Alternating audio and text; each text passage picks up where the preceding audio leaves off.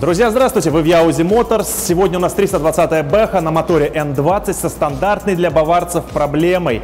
Это стучащая, гремящая передняя подвеска. Особенно это проявляется при проезде неровности и при вывернутых влево-вправо колесах. Непосвященный механик сразу полезет щупать карданчик рулевого вала. Посвященный обманщик обязательно навяжет вам рулевую рейку к замене. Но проблема-то копеечная, мы знаем об этом и расскажем в этом видео. Замена втулки EPS на этой бэхе. Погнали! Первым делом проверяем сход-развал. Зачем? Дело в том, что в ТИСе, оригинальной программе настройки BMW, прописана куча доп. Работ, они у вас на экране. Соответственно, после них нужна программная калибровка рулевой рейки. Нам это не потребуется. Мы будем экономить время и средства. Мы соотнесем показания сход-развала сейчас и после проведенных работ. От себя отмечу, кстати говоря, что в принципе даже при демонтаже тяг сход-развал не нужен, и дилер его навязывает.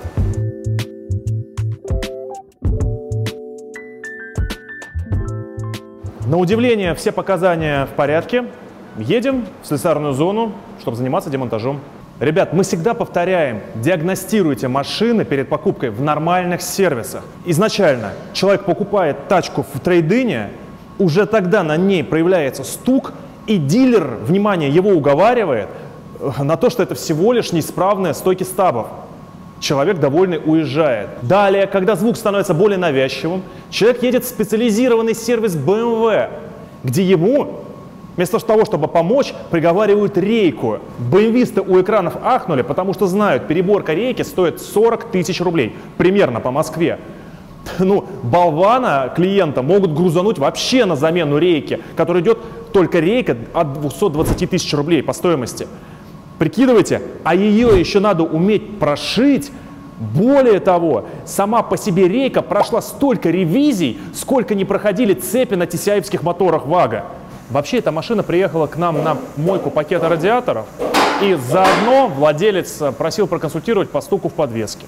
Поскольку мы с этой дилеммой уже сталкивались, соответственно, запчасти заказали сразу же и предложили замену. Если вы не хотите, чтобы нечестные автомеханики щупали ваши крестовины за всякое, if you know what I mean, тогда подписывайтесь на наш канал, обязательно пишите комменты, поскольку самых активных комментаторов мы привлекаем для проведения съемок и бесплатного ремонта. На драйве есть любители менять эту втулку через верх, но мы не будем издеваться над жизнью, сделаем это нормально. Снимаем защиту, она на 27 болтах.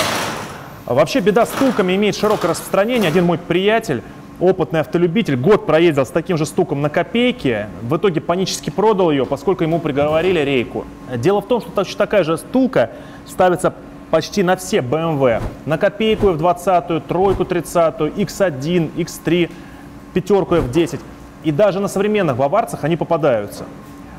Оригинальный ремкомплект, номер у вас на экране, всего 3 косаря, не надо ничего набирать с Алиэкспресса и дешевить. Значит, в него входит сама втулка, о ней расскажу чуть позже, пружина сжатия, к ней значит, крышка, упор, 2 нормальных хомута и уплотнительная резинка. Откуда вообще этот звук? Изначально может показаться, что проблема в затяжке, но нет. Дело в том, что упор EPS начинает болтаться по горизонтали относительно корпуса цилиндра рулевой рейки, и тем самым на неровностях издает гулкий, такой грубоватый звук. Тук-тук-тук. Сверху и снизу есть 2 резиновых сальника, которые ограничивают его подвижность. Благодаря этому он меньше изнашивается и не стучит. То есть, по сути, мы закрываем вопрос со втулкой болезненной раз и навсегда. Так, нам для работы еще потребуется вот такой съемник. Его нет в спецмагазинах инструмента. Его можно либо сварить, либо заказать на Алике. Стоит он 700 рублей. Забиваете номер ремкомплекта для втулки EPS в Алиэкспрессе, вываливается куча вариантов. Лучше, конечно, брать металлический, как у нас, а не пластиковый, напечатанный на 3D принтере. Щупаем карданчик рулевого вала, и вот сразу чувствуется, на видео, наверное, это тяжело будет передать, что из-за втулки EPS немножко есть стук и такое хождение, может быть, полмиллиметра, 0,7 миллиметра туда-обратно. Так, ну давайте за работу. Тщательно очищаем рулевой механизм на участке работ. Попадание грязи внутрь рейки недопустимо.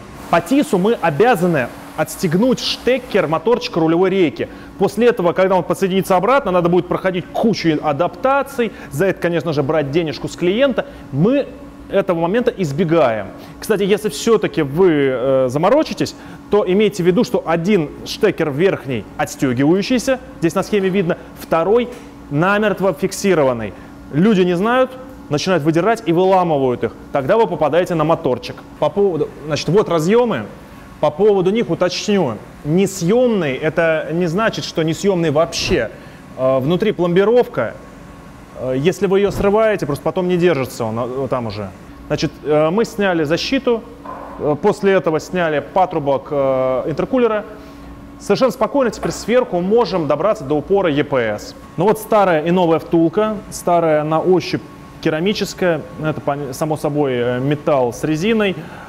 В принципе, ожидали более худшего состояния старой втулки, 120 тысяч она прошла.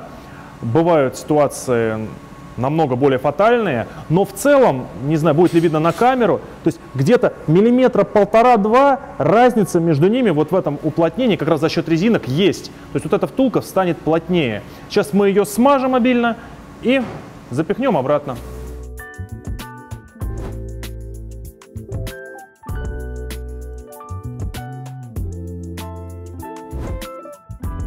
Вставляем в посадочное место и соблюдаем горизонт и вертикаль установки детали относительно зубьев рулевой рейки. Вставляем пружину.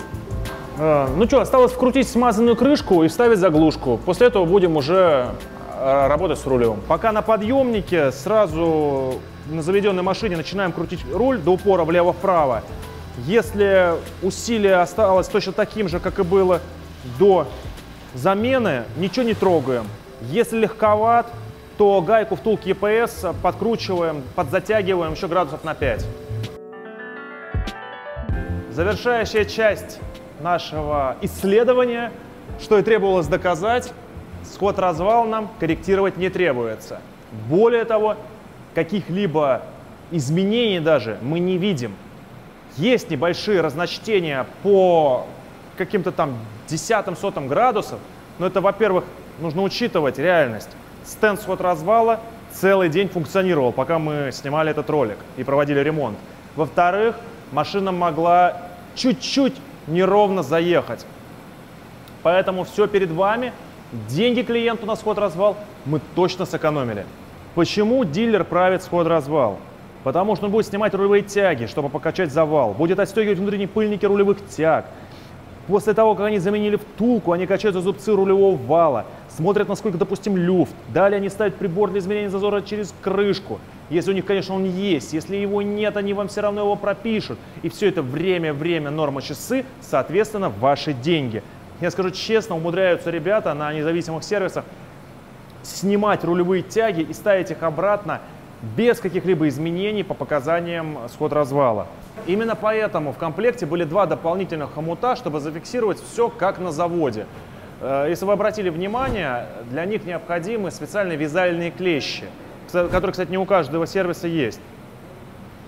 Иначе вам просто поставят на обычные хомуты под Philips, как крепят шланги водопроводные, ну или там на Жигули что-нибудь цепляют.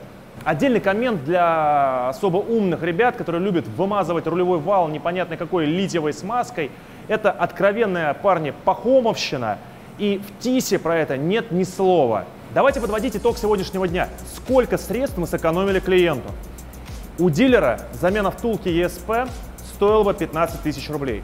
Плюс сам ремкомплект 3500.